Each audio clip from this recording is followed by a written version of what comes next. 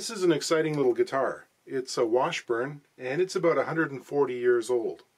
It's interesting to me that certain makes and manufacturers seem to show up fairly frequently, and others, due to some geographical quirk and distribution back in the day perhaps, just don't ever seem to come out of the woodwork around here. And Washburn are one of those. Washburn guitars, one of the few brands in the 1800s that were kind of on par with Martin in terms of quality and name recognition.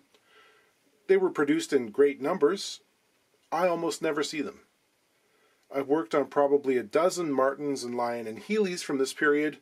This is the first one with a Washburn label that's ever shown up.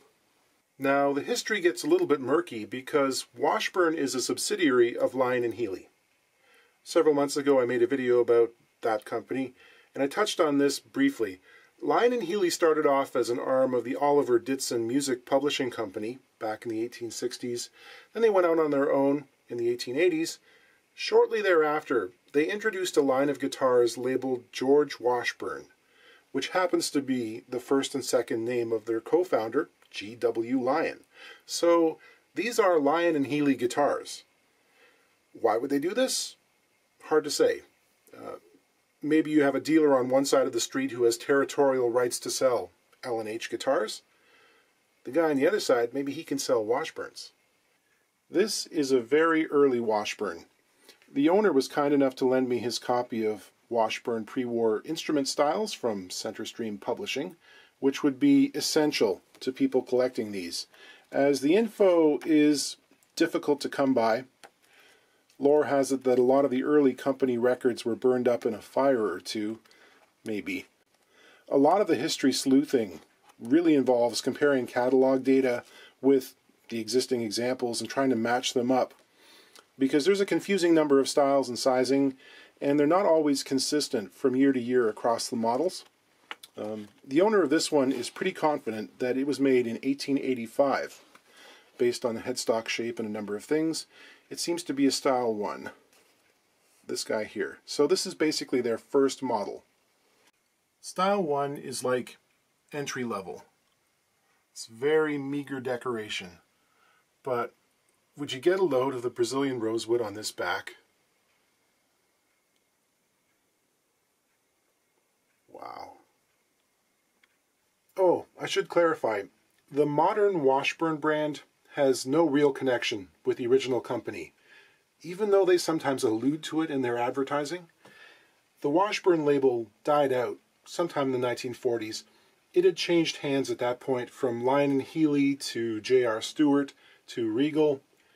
In the 1970s, the name was re-registered, and it's been applied to Asian imports for the most part ever since. I think a lot of them were made by Samick.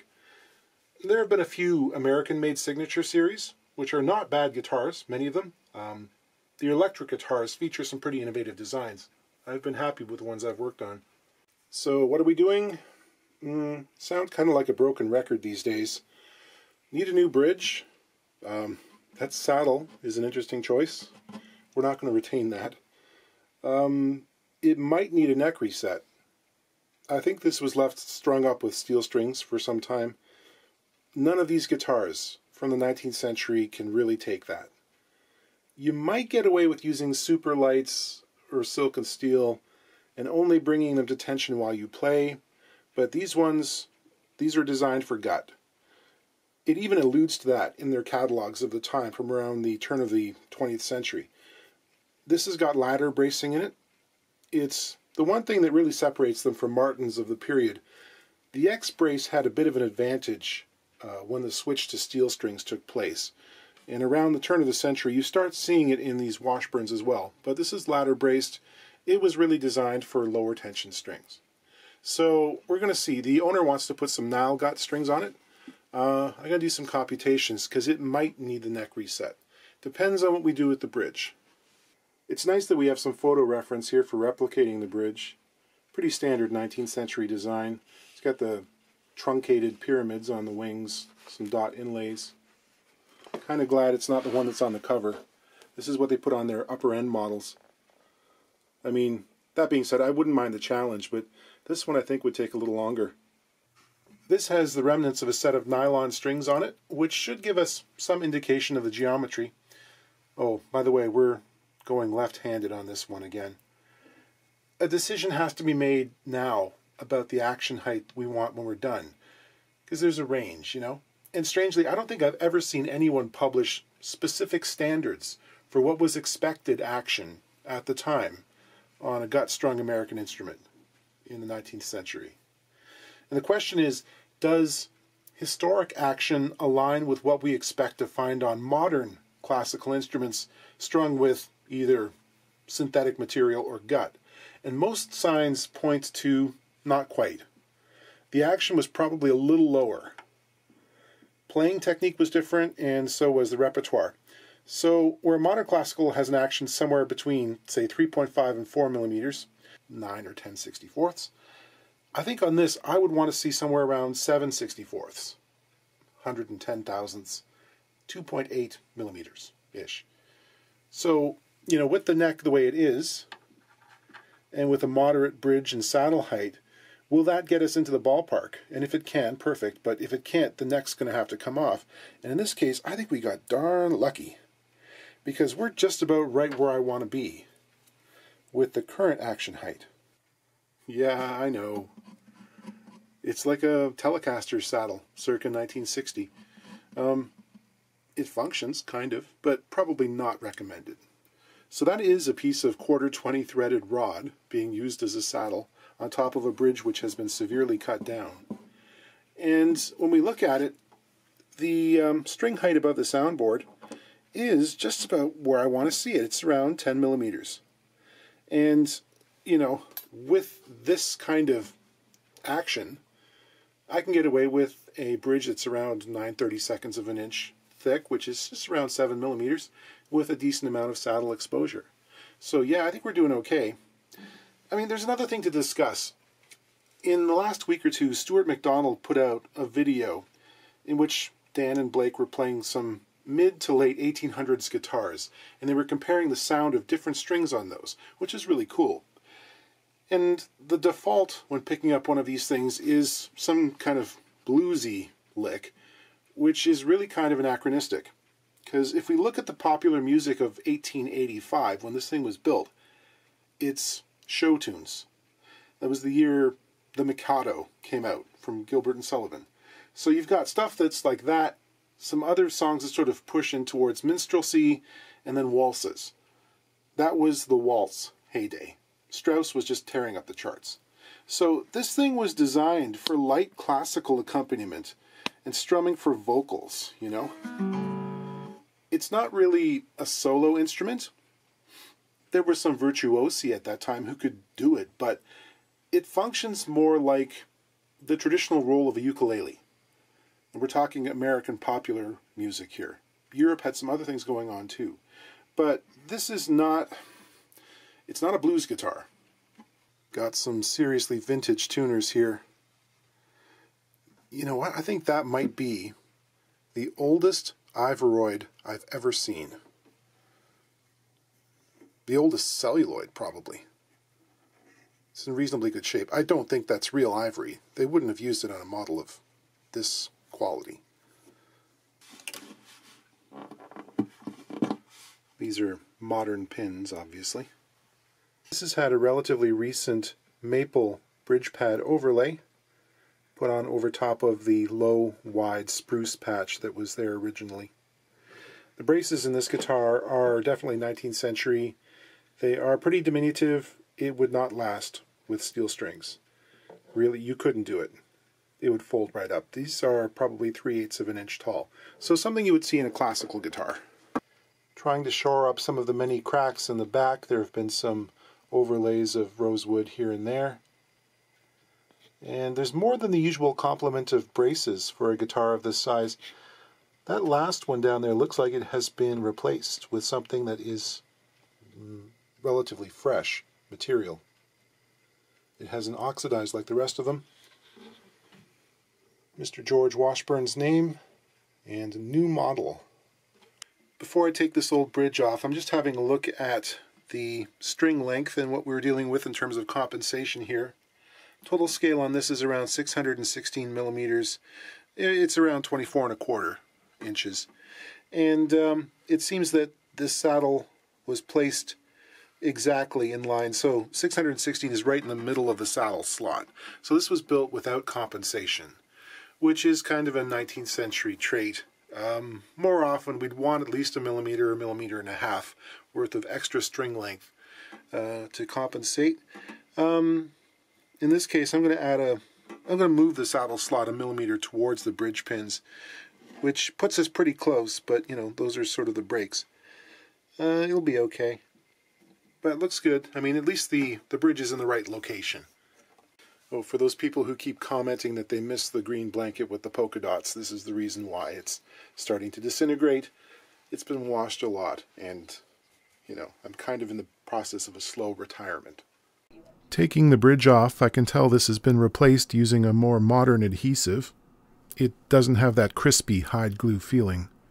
And as it heats up, I can also tell that it's made of walnut, which to me has got a distinctive formaldehyde-like underpinning to the fragrance. What horrors lie concealed beneath this unremarkable exterior? Well, first we have to get it completely separated. You see, I like to work with 2 palette knives. As it turns out, it doesn't look too bad after all. I'm obviously not the first to be under here. There's some familiar pink auto body filler used to patch some previous holes. Here I'm using some de-glue goo, which is a gelled acetic acid solution to soften up the glue and make scraping it off just a little bit easier. This is a preliminary cleanup. I'll come back afterwards and really sand it flat, but I need to see what I'm working with. I'm making the new bridge from a wood called Chechen, which looks kind of like Brazilian rosewood, but it's not nearly as greasy. Easier to glue. Here I'm squaring up the blank. The bridge that was on there was quite asymmetrical. The pinholes were shifted laterally to the side, and because I don't want to drill even more holes in the top, I'm going to recreate what was there. I'll pre-drill the pinholes, but not all the way through the blank, which will make scraping its underside easier when I'm fitting it to the soundboard. Because of the off-center nature of the string holes, relative to the center line of the bridge and the top of the guitar, I have to sort of fudge the dimensions here a little bit so that the gorge that separates the end of the bridge from the center portion with the pin block is kind of symmetrical, you know. If I did it the way I think it should be done, I'd end up with a big gap here and a little gap here, and what I really want is for the ends to be pretty much symmetrical. So what's going on in the pin block, I'm going to have a little bit of extra room between the pin and the edge on the treble side and a little less on the bass. I don't think that's going to bother anyone. Better not anyway. Here I've upended the blank on its side, and I'm using a Forstner bit to cut a radius channel on either side of the pin block. This has to be done very slowly and carefully, as there's no center point to guide the bit. It's just cutting on its edge. But it does leave a pretty clean result. And there's the blank roughed in. I'll take a few millimeters off each of the wings to lower them relative to the center of the bridge. Here's my jig for cutting pyramid bridge ends. I need to mention the angle because if I don't, I'll have 12 people emailing me, to which I'll respond, I don't know, just make it look right. And then they'll say, but what is the angle? To which I'll say, I don't know. And then they'll ask if I can measure it, and I'll say it's not important, to which they'll say, yes it is, because how am I going to make one if I don't know? And I'll say, well, I didn't know what it was when I made it, and I still don't, and everything depends on how wide the bridge will be. But it's 16 degrees. 16 degrees off vertical. The blank gets clamped to the jig and presented to an upright pattern cutting bit, which cuts the angle. I designed this to do full pyramids, but it will work for this too.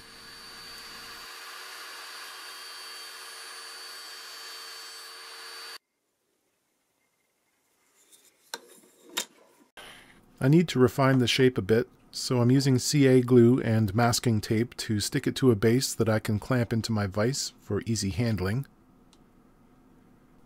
Then I'll get after it with a file and sandpaper, but first I'll mark some center points for the pearl inlay dots I'll be putting in there.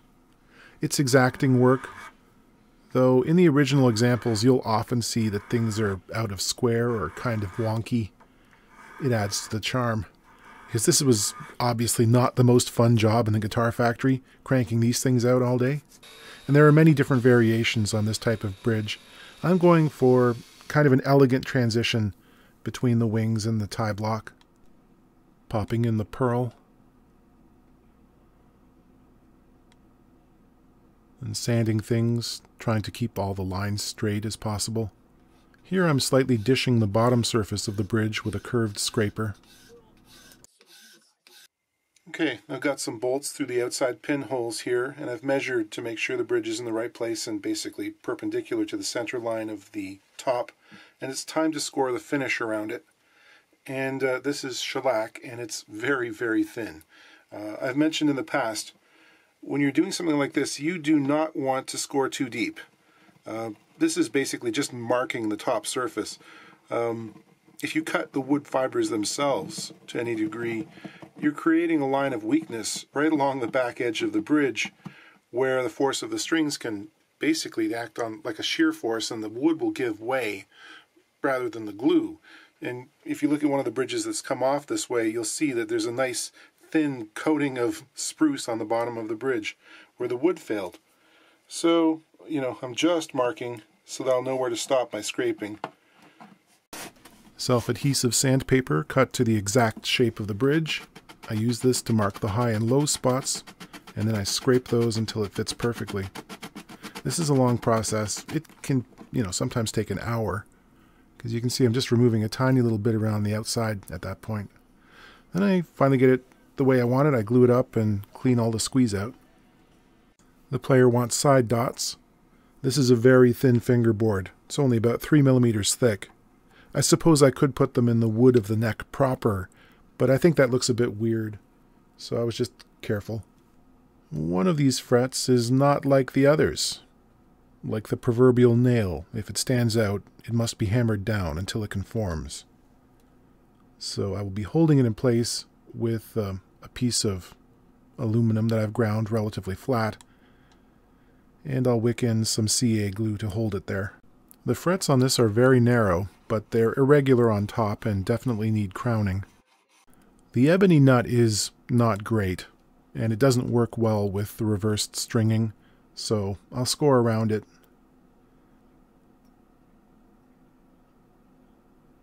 And then pop it out.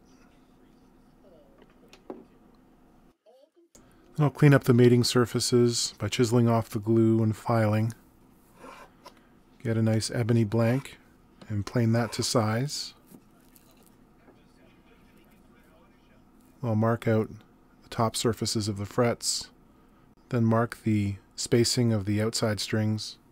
I put some tape on the bridge surface to measure out the proper string length to position the saddle and mark that. I'll position my routing jig. It has an integral clamp in the front, and I use simple padded blocks to clamp it at the back with F-style clamps. To get the correct height, I use these shims. I'm going to have about a 5 millimeter depth of saddle slot here. So when I set my router on top of these shims and drop the bit down so it touches the surface, I know that when I remove the shims, it will cut a gorge that's about 5 millimeters deep. Following that, I will drill through the holes for the pins, backing up my work on the inside of the guitar. And I'll use a countersink bit to relieve the top of the holes before applying some Danish oil over the entire surface to bring up a nice shine. Brazilian rosewood is one of those timbers that just loves to crack. Even if it's handled with utmost care. Like, I've seen examples that were air dried for 35 years prior to use. 3 years after it's made into a guitar, it's all cracked up. So, it's one of the prices you pay for using it. It's a beautiful wood. Very difficult to purchase in good quality these days. Like the stuff that's been on the market for the last 35 years, most of it's stump wood. harvested out of forests that were logged, 40, 50 years ago. So, it's not the most stable wood to begin with, and then people are using some of the most unstable cuts. Just something you have to reckon with. I'm going to cleat these on the inside. There was an area at the butt end that was loose as well. I decided to plug the holes from a long-forgotten pick guard. I think I'm just going to blather here for a minute while I finish up the setup on screen, because I just got tagged in a StewMac video on Instagram where they reposted a scene of someone heating up a Strat headstock truss rod plug with resistance heating, and the commenter was very concerned that someone was stealing my idea. And this is something that is starting to happen a lot on social media. Disavow yourself of the notion that anything in guitar repair is proprietary knowledge, because there's no such thing. Guitar building is different. Over there they've got identifying trademarks and patents and stuff that needs upholding. It's not that way in the repair world.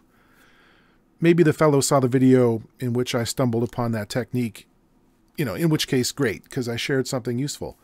Maybe he didn't see the video and thought it up himself. It's a straightforward thing to come up with if you're brainstorming and you have the technology at hand. Maybe he saw the video and completely forgot, and it stuck around in his subconscious and showed up later when he needed it, because that happens a lot too. The thing is, in any case, it doesn't matter. People in this trade contribute to a constantly expanding body of knowledge that, without looking for anything in return. And that's why we share. The people at Hotwire Foam Factory last week got really excited when a bunch of people started buying their 4-inch heat sticks, and they managed to track me down. They asked if they could share my video on their page, and I said sure, as long as they mentioned that I got the idea from Doc Rathwell. I attribute when I can. I often mention Ian Davlin and his fantastic Patreon page, Ian Hates Guitars, which is very much in the spirit of sharing info as part of a collective of minds. Because this is not an easy trade, and those of us who are serious about it really do try and help each other out most of the time. On the flip side, I have a lot of people, tens of thousands of viewers are watching as spectators. They're not invested in guitar repair, they just like to watch. And that's fine too. Everyone's invited. Got some expensive Italian Nile gut strings. These have no ball ends on them, so I have to tie a knot. On the trebles, I melted a little bit. Try not to set them on fire. I'll finish slotting up the nut, and we'll see what we ended up with. This stuff stretches forever. Seriously, nylon strings take a long time to stretch. Nile gut, this formula, it'll test your patience. I'm going to tune this thing probably 3,000 times in the next 36 hours. The nice thing is, though, the Nile gut seems to get better and better as it ages, especially the trebles. They get harder and harder and more clear and crystalline sounding. Just requires a bit of patience. Well, that's probably enough. This is a fun little guitar, and it's got a lot of bass response for something this size, and despite the conventional assumption that stringing it left-handed would put the tighter zone of the top bracing on the bass side, these old guitars, they have very triangular necks, so much so that, depending on your technique, it might be uncomfortable after a while for some players. The action is now about 3 millimeters on the bass side, 2.5 on the treble. With nylon strings, that's perfectly comfortable. I could go maybe a little lower. I don't think it's necessary. And the neck on this does have a fairly pronounced forward bow. The relief is over 25 thousandths. Do I try and heat straighten it? I'm not sure. If I did that, I'd probably have to refret it, to be honest. It's hard to know when to stop on some of these guitars. Right now I'm going to play it upside down for a little while so you can have a listen.